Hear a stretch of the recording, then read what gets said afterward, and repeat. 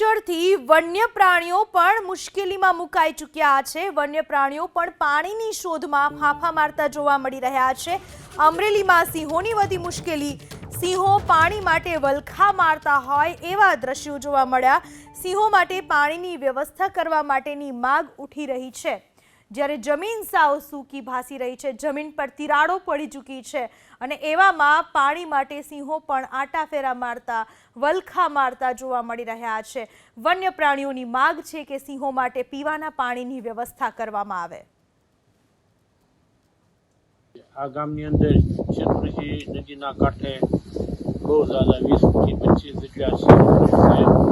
કાલે અમે મેરામણ નદીના કાંઠે એક સિંહ પોતાને 45-46 ડિગ્રી ટેમ્પરેચર તાપમાન સહન ન થતા એક અદ્ભુત દ્રશ્ય જોયું, જેમાં સિંહ મેરામણ નદીના એક પાટની અંદર પોતાની રીતે ખાડો કરી